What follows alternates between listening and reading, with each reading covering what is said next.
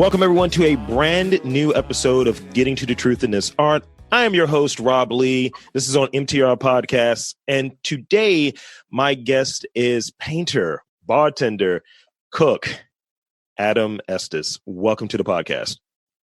Thanks for having me. So I was researching actually before I picked up the Zoom, hit the button, and all of that stuff. So, chef, cook, is there a difference between those two? I don't know. I feel like one is a title that I feel like one's definitely. I mean, they're both titles for sure. I think calling somebody a chef, I think maybe denotes some kind of like mastery or greater understanding, kind of in my mind, I guess. I don't know. I mean, that's what I think when I hear of chef. I hear of somebody who's probably going to have lots of information and know a lot about, I mean, not everything, but they're gonna be accomplished in whatever it is that they're doing, whatever type of food they're making, or whatever they're specializing in, I guess.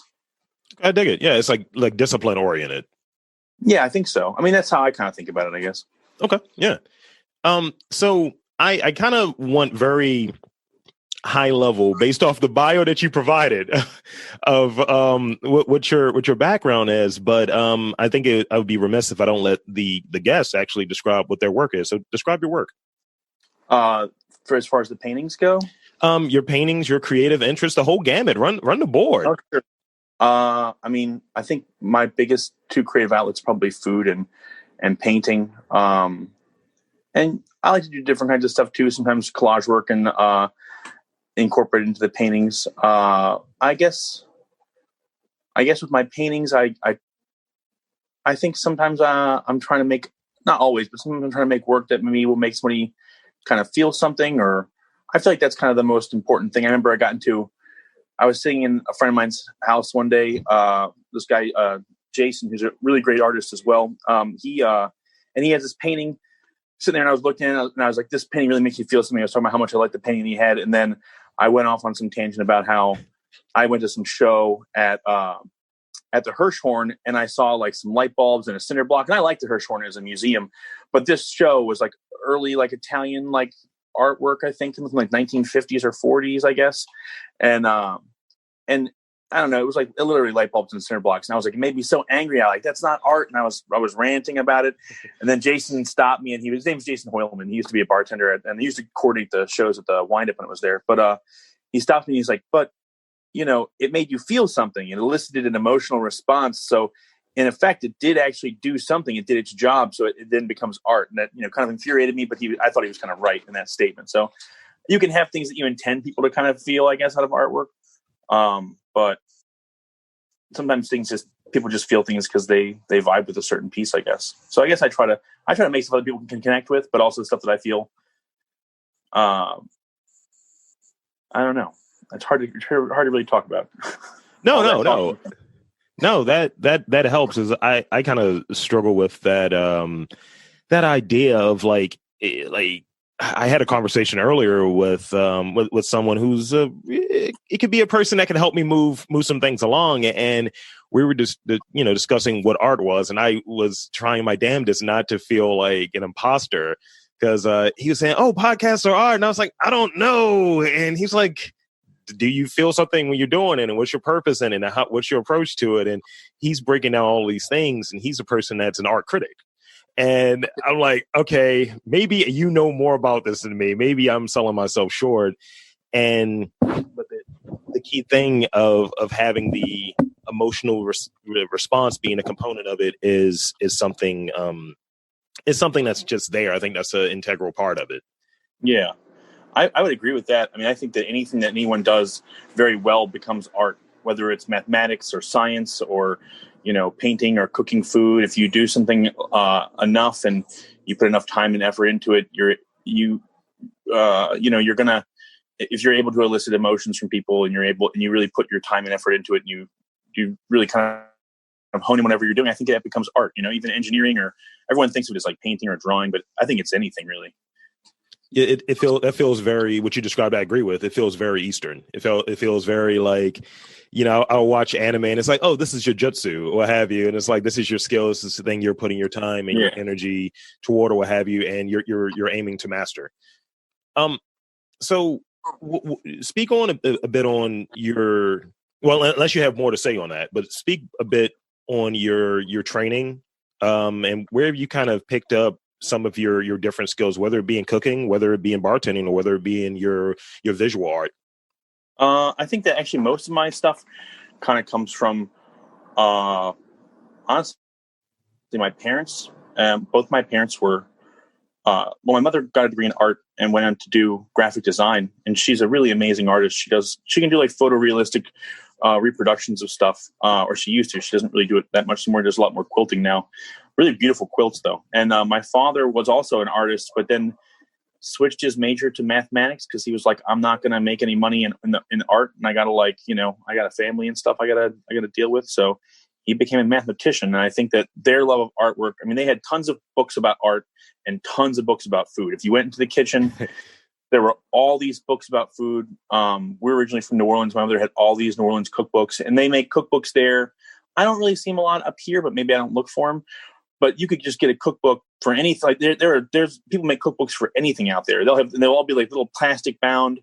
I think maybe it happens all over the South. I'm not sure. But all these little plastic bound, like community kind of like cookbooks and like small one-off books. And so looking through all that really inspired my cooking. I think that, and like watching like PBS, like cooking shows like Yan Can Cook and like Justin Wilson are two people that really stick out in my mind. So that, and combined with my mother's cooking, like when I was a kid, I remember having to stir the roux to make, hot roasted po' boys, or if she was making like gumbo or something, like she'd have me stir the roux, which I thought was a real hassle at the time when I was like a kid. But then you learn. And then later on, when I was in a restaurant and they were like quizzing us on our knowledge, somebody said that. And I was like, oh shit, I know that. Yeah, that, so on Fridays pre-COVID, I would go to I would do my podcast at the what is it? The Baltimore Improv Group. I would do it there, and then me and my co-host would head down there. We usually go to Wet City, and we had a running bit that Wet City was just a sex joke. That was the running bit about it.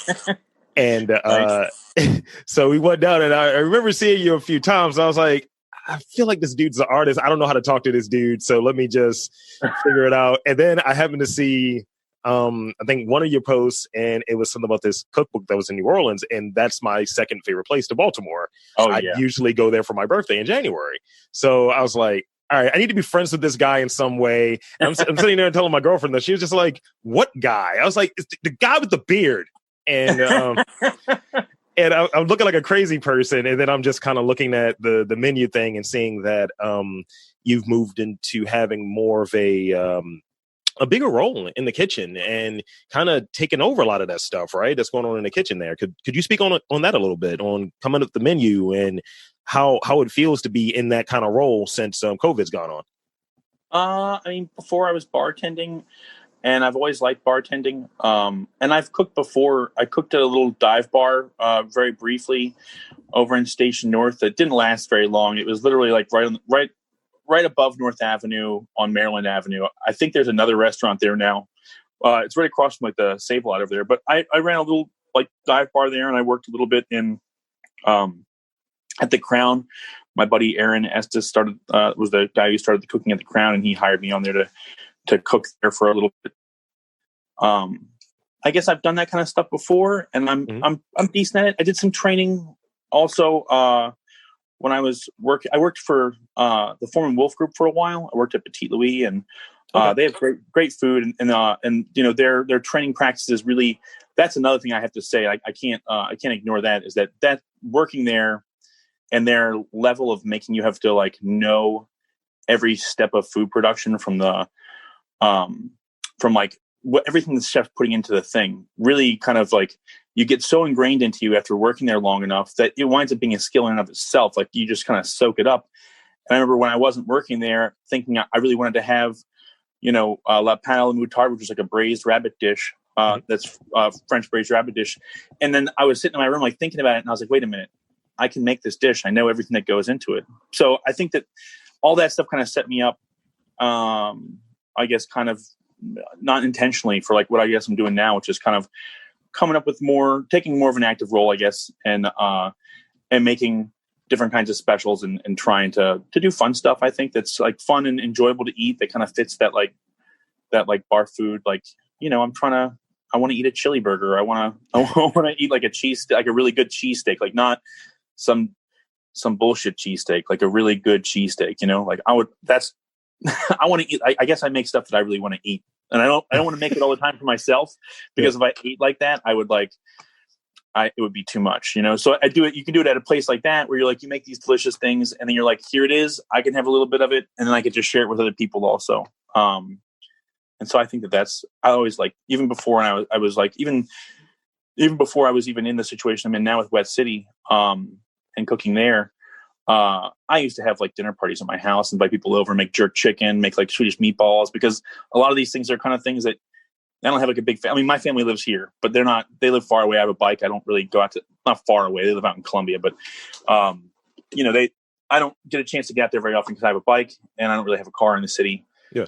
And so, you want to have these gatherings with people and eat food and have fun and laugh and, do stuff like that. So I used to do that kind of stuff. And it's been a bummer, honestly, with COVID, because you can't really do that. So I can't see these close friends of mine, and we can't like sit down and have food and have some drinks and hang out in the backyard and, just have a great time. But, I feel like cooking in the restaurant functions that way a little bit. People can come and get the food and take it home, and hopefully they enjoy it, Yeah, like I said, a lot of the stuff that I've seen come out of like, this is the menu for this weekend. I'm like, why aren't we here yet? Why aren't we there? And it's it's almost like Tourette's a little bit, how it just pops up in my head, and I'll just say, I need to go here. I need to go to Web City. It's like, why? But yeah, it's like you're definitely keying in on what you're doing. It's not just like extra, if that's the only way I can really put it. It's just like, I can relate to this food. I dig what this stuff is. And I think the key thing that you said, and I have a very similar approach when I cook, and I've been called a little bit of a snob when I'm cooking, but because I'm like, crab cakes are done this way. And it's just like, this is how these things are done. And this is how I prefer it. And listening to what you're saying of, you don't want a bullshit cheesesteak. If you're going to do it, do it right, and do it with high quality stuff, and do it with a certain technique that just makes sense. I dig that. Yeah, you got to come correct for sure. The funny thing is, my grandmother, when last time I was in New Orleans was last October, and my grandmother, and we were talking about food and talking about ingredients and stuff. And she just kind of chimed in, and she was in the backseat of the car, and she was like, well, you know what? She's like, these things, you can make them whatever you want. There's no specific, like there are things that you think about when you think about or when I think about gumbo, or when somebody else may think about gumbo, they may think about a different thing. But there are certain things that I think about, like, certain vegetables you would put in it, certain ways to build the thing. But then there's a lot of leeway in all those things. So there's a certain level, and I get this. You're saying you feel like snobbish sometimes about food. I feel the same way sometimes. Where I'm like, no, it's supposed to be this way. But then when you really break it down, it's like the progression of food, and you wouldn't even have food like in the style of New Orleans were it not for people taking all these different ideas and then blending them all together. And then there wasn't a set thing. There was like this food, and this person did this, and this person did this. And the next thing you know, you have this amazing food. And that's kind of the thing I love about the food down there, is all that mix of like cultural food and like people making different things, and it all kind of coming together to be this really like beautiful representation, I think, of all the people who've put their hands in that. To be pretentious and hokey, it's jazz to me. Like, it's like, this is a standard, it has these foundations and what have you, but everybody's got a hand in it to kind of drive it in a certain direction. But, yeah, absolutely. I feel like also I should potentially do a podcast on my long extended rants on shrimp and grits. I get really tight about different interpretations. Like, look, what's your perfect interpretation of shrimp and grits, though? It has to have sausage in there. Like, okay, it's been a lot that I've had up here.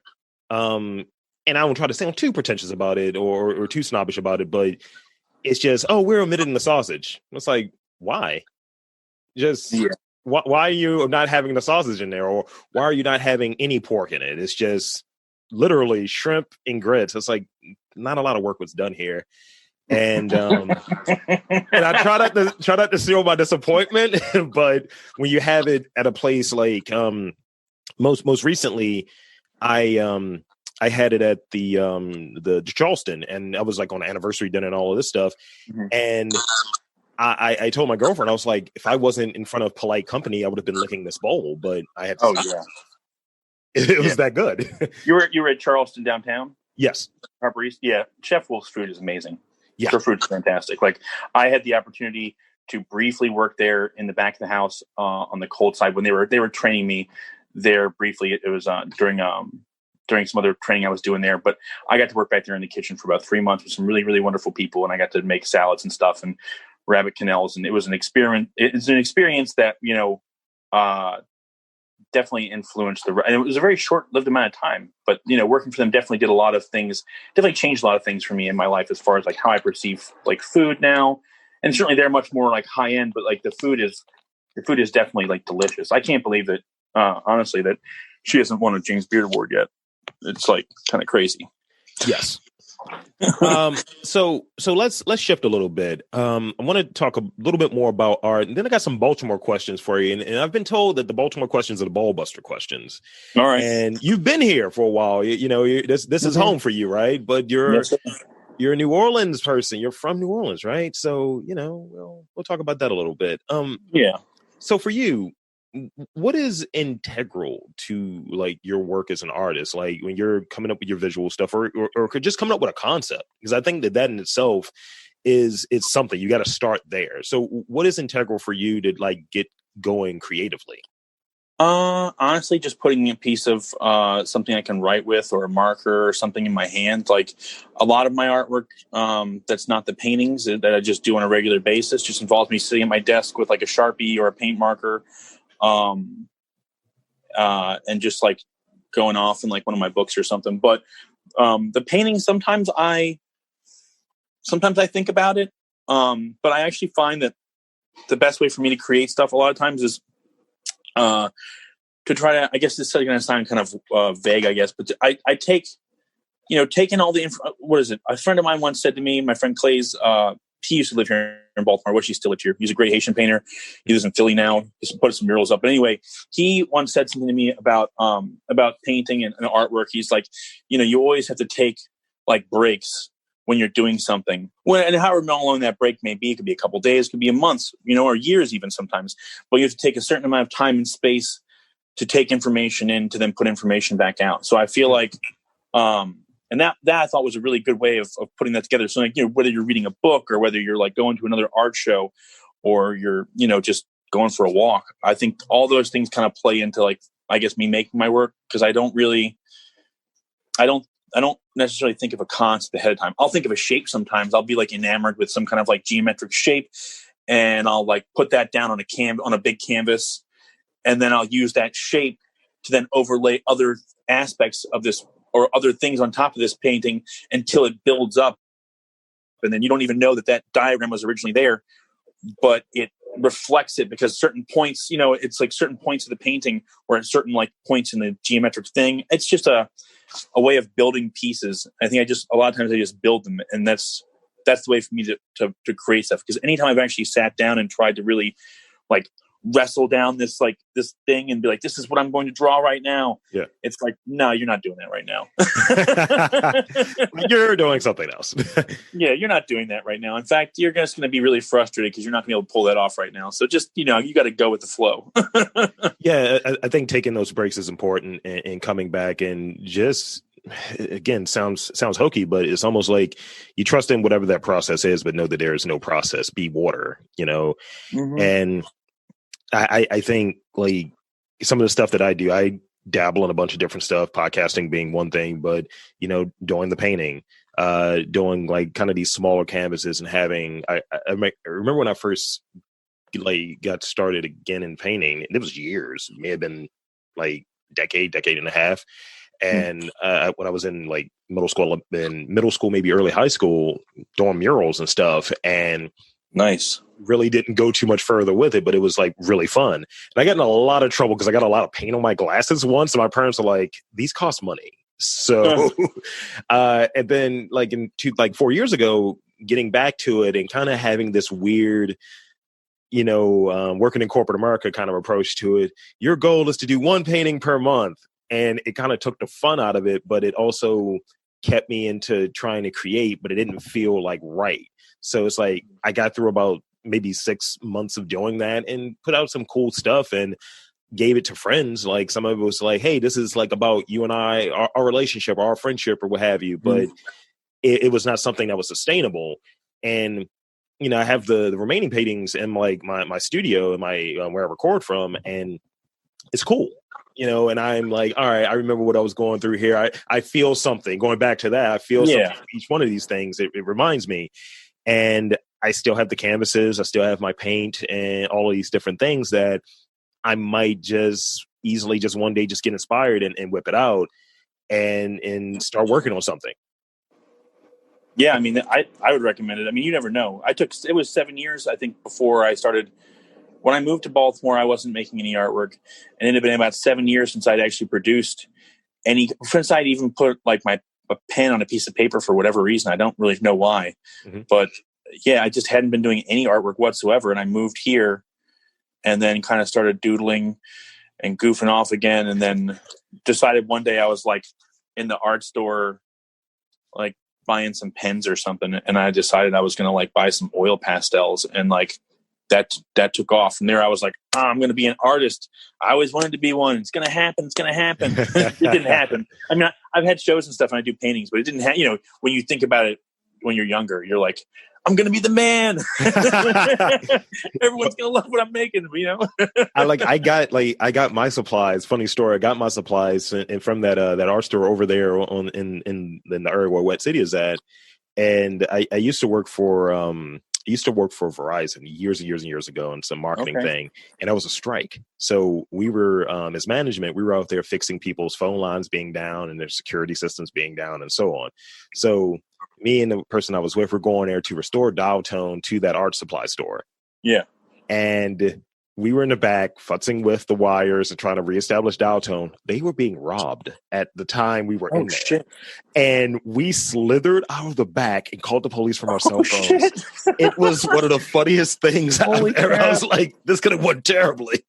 Wow. But you guys saved the day. Yeah, we saved the day, but it was like, wow. I was like, did these people case the joint to know that the alarm was down and everything was down? Wow. But it was really it's really funny. So whenever I'm in that area and I'm going to buy like paint markers or something along those lines, I just laugh about that every time. Oh yeah, that's crazy, man. That's crazy. Yeah, I like that.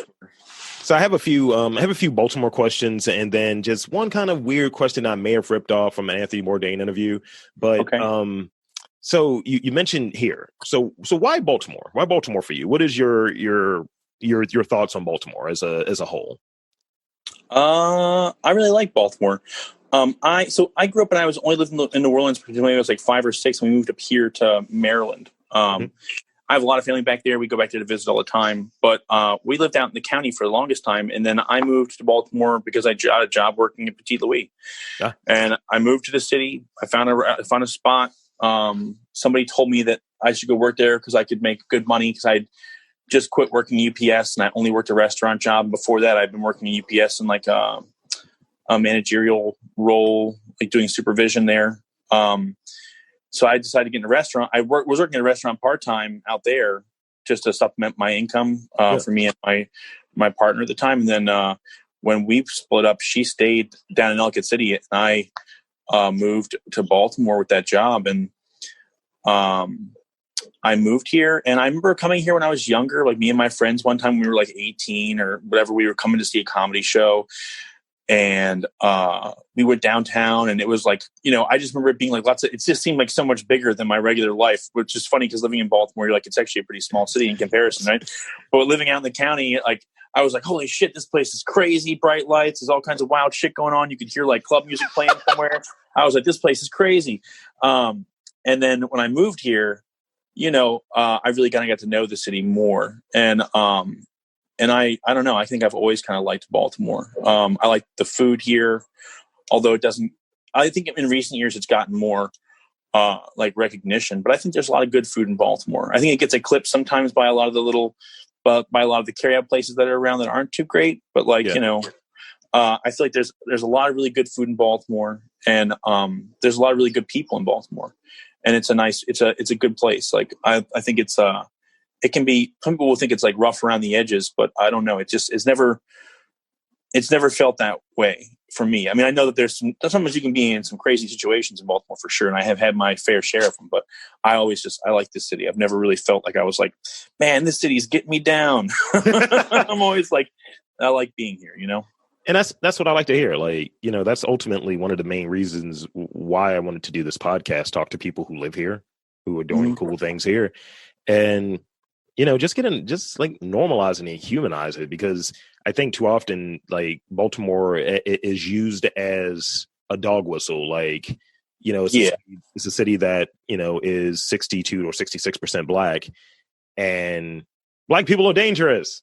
So that's what it sounds like to me, but maybe I'm reading too far into it. I'm an analyst. No, I don't think so. I think that there's definitely like a slant like that in the media for sure, and it definitely is used as a dog whistle.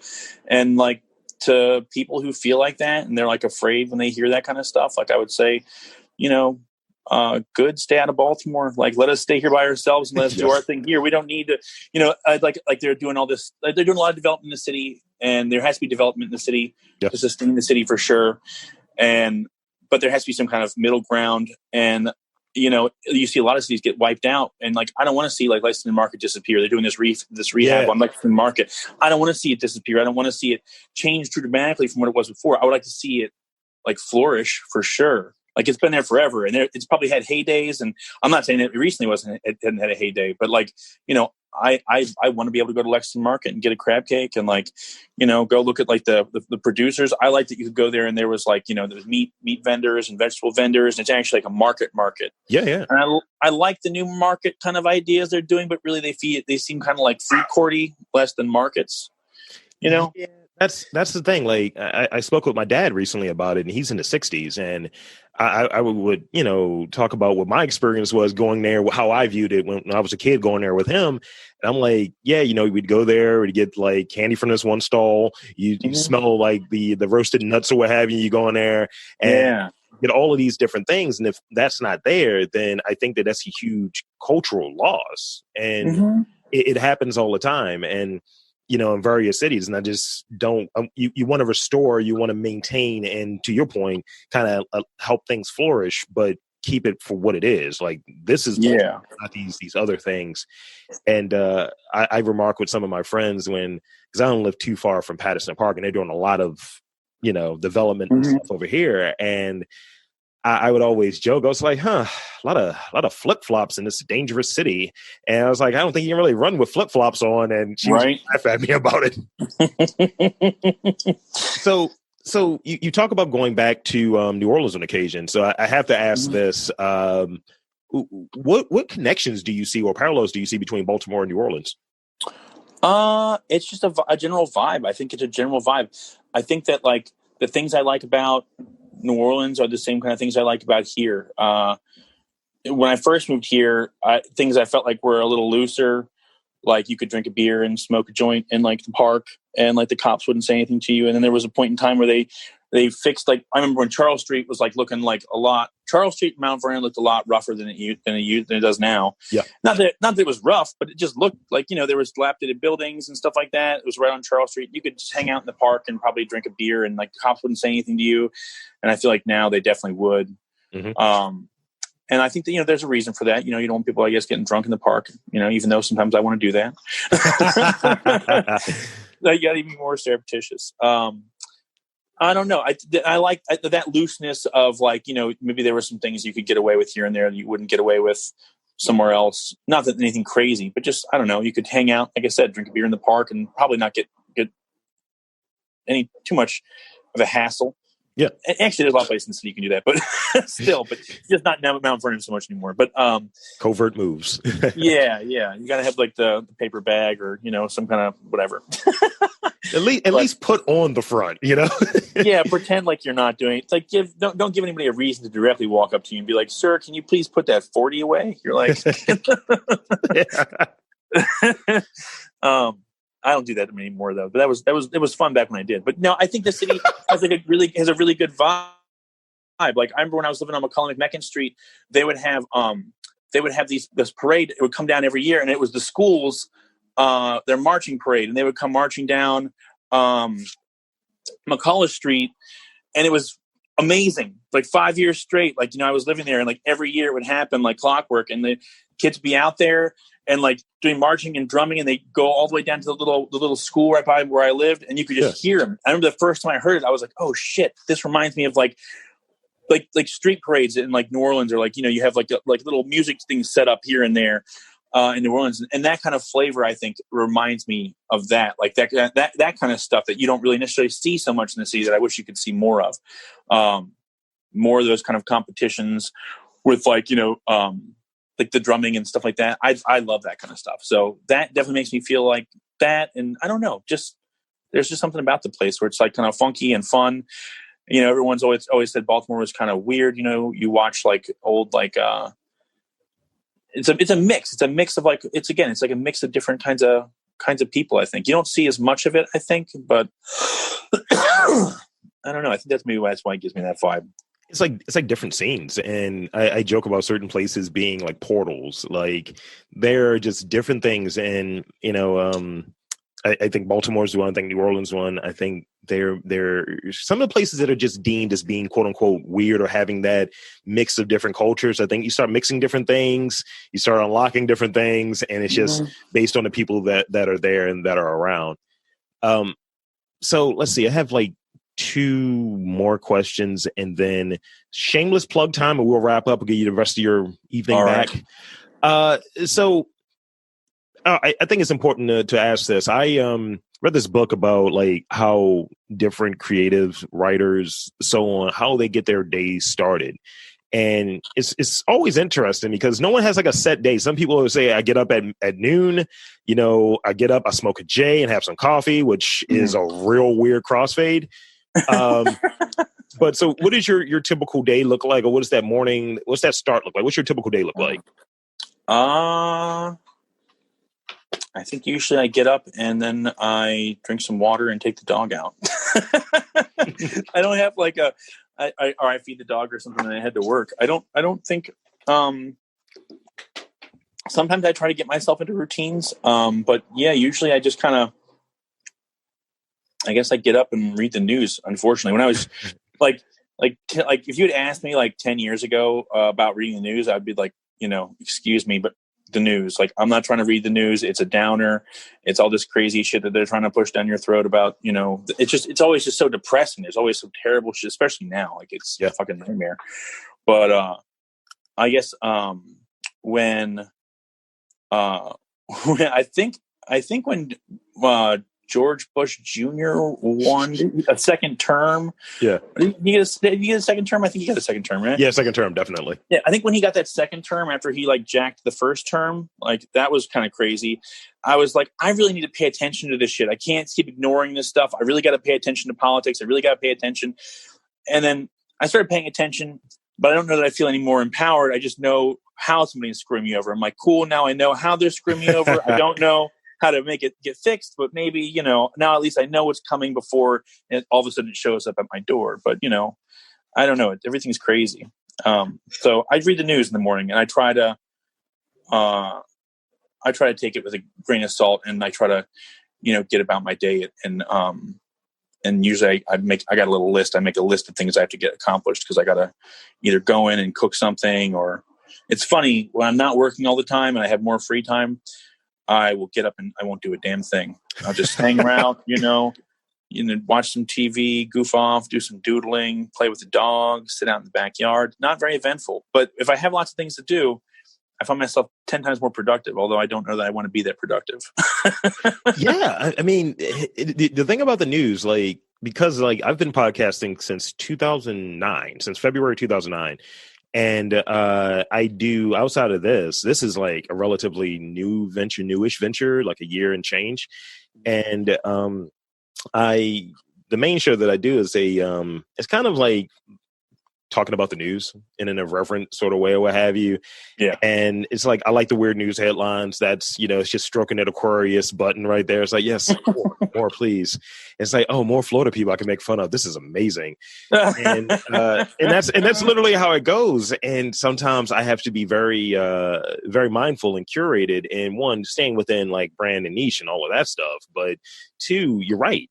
You do a deep dive and, to the news, just like, this is, I'm going to be sad at the end of the day. But, sometimes we'll cover like really rough stories. Like there's an episode that's coming out tomorrow, and we're, we had this story about this dude that he shot and killed the mother of his child, which is a terrible story. Yeah, but Jesus.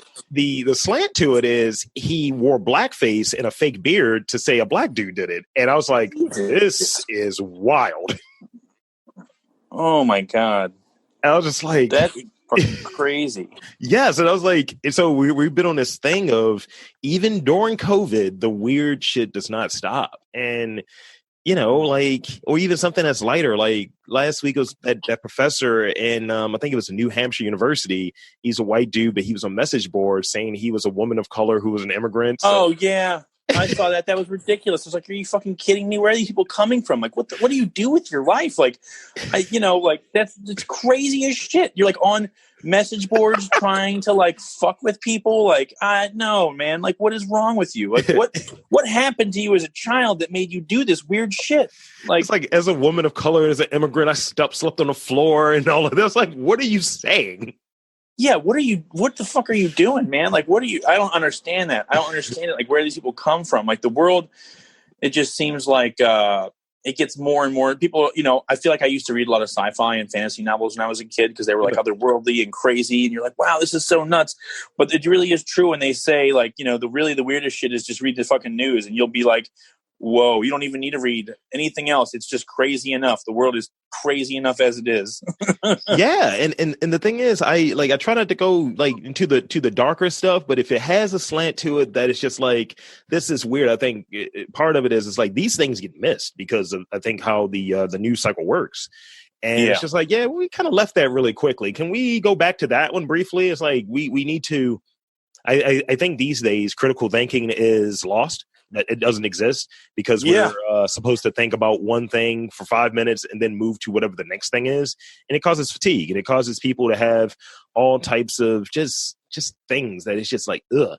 But I think sitting there and being able to process it and then being able to cope, you're able to be better prepared for these other things because it always comes. It's always going to come. Yeah. Now, so the last question that I have, and then feel free to shamelessly plug anything that you have coming up. Plug Wet City, plug any art stuff that you got coming up, plug your Instagram. Thanks. So let's end with a drink. This is my unabashed, like, Anthony Bourdain question. You're sitting down at your fantasy bar. Okay. What's the bar? Like, describe the bar. What's in your glass and what's playing on the jukebox? Do you still have jukebox? I don't know. My fantasy bar. Can I just describe to you a scenario that I really enjoy happening, but it hasn't happened in a very long time at a bar? Spin it. Sitting in the Mount Earl Tavern, drinking like a beer and a shot. It could be any beer, probably something cheap, I imagine, if I was sitting there drinking. And they'd be playing Alligator Wine because I love that song. Like, I've never heard this song. You never heard Alligator Wine? Oh, it's so good. I'm going to look for it. It's Howlin' J. Hawkins. Okay. Yeah. Alligator Wine. It's fucking great, man. I love it. It just, the thing I like about that so much is that, Screaming Jay Hawkins. So Screaming Jay Hawkins, Alligator Wine, that song is like amazing. And I remember sitting in the tavern one day and Eric, like, God rest his soul. I love Eric. I mean, Eric, if I said that to Eric, he'd probably be like, fuck you. Because he probably doesn't believe in God, but Eric passed away and I'm really sad about that. But I was sitting in there and it was the first time I had heard it. I'd never heard that song before, and it came on, and it was like kind of like that time between like summer and like fall when it's a little balmy but still kind of cool, and it was dark outside, beautiful. The windows were open to the tavern, and that there was like not very many people in there. People were just hanging. There's a couple people in there, and that song came on, and it just fit that mood so perfectly. And I was just like, I fell in love with that immediately, and I was like, this is what's up. If I could have any drink though, in like a fantasy bar kind of situation, it would probably be like a Sazerac. I really like Sazeracs. I'm a big fan of them. They're really simple. Yeah. And I think they kind of sum up a lot of what I think about maybe food and drinks, is that like simplicity is sometimes the best. You just need to like good ingredients, few good ingredients, you put them together, whether it be food or art or whatever, and you can make something really amazing. You don't need too much complexity, although complexity is beautiful as well. And there's lots of amazing things you can do with really elaborate, like cocktails, especially like tiki drinks and stuff, man. I love zombies, but I really like a good Sazerac in like a dimly lit bar, dark, not really pretentious, just like, pretty chill, kind of not a lot of people. That'd be my kind of favorite scenario, I think. But definitely the tavern alligator wine, though. I don't even know if it's still in the jukebox. I think I played it so many times that eventually it started like skipping, and then it wasn't working, and I asked them to get it back on again, and they said, yeah, but I don't know if they ever wound up doing it, That's a dope scenario. And I've had a Sazerac once, and it was in a spinning bar in the French Quarter. So all right. That's that. And also my favorite animal is an alligator. So I'm looking forward to listening to this alligator wine song. Should be fire. So social media, all of that stuff, shameless plug, and then I'll wrap up. And again, thank you for coming on the podcast. Yeah, for sure. Thanks for having me. It was great to talk to you, man. Hopefully I'll see you out sometime. Maybe it'll be pre-COVID, and we'll actually like to sit and chat or whatever, hang out. I don't know when I'll be bartending again soon, because I'm mostly doing cooking now, but it's, I had a good time. Thank you. I was a little nervous at first, honestly. Oh, no need to be nervous. Try to keep it chill or what have you. Yeah, for sure. Well, thanks a lot. I would say I have a show up in Washington Park, I think is the name of the building. Or is it? No, is it? I think it's called Washington. It's on Pigtown. Okay. Montgomery Park building. That's what it is. The Montgomery Park building. I got a show downstairs there right now with a bunch of other artists. And, come get some food at Wet City. Wet City, my Instagram handle is estes.aq, ESTES.aq. If you want to check out my art or food pictures, I'm not accomplished at the food pictures, but I just try to take, I feel like, I don't want to have the lights and stuff. Just take the picture of the food and it'll speak for itself. Maybe. I don't know. Not the pictures are enticing, man. It's being done well. Well, some of those pictures are being taken by PJ at Wet City, so he's really the man with the not all of them, but some of the really ones that look like they're in a magazine. Mm-hmm. PJ's taking those. In fact, the picture that I sent you today is one PJ took of me in front of one of my pieces of artwork at the that was hanging up there. But he takes some good pictures. That's a good piece too. I like that. Yeah. Oh, thanks, man. Well, thank you so much, and I hope I see you again sometime. Yeah, you'll see me soon. I'm gonna wrap up and then we'll go from there. So I've just finished having Adam stir the roux. Before getting to the truth in this art, I'm Rob Lee saying that there is art in and around Baltimore. All you have to do is look for it.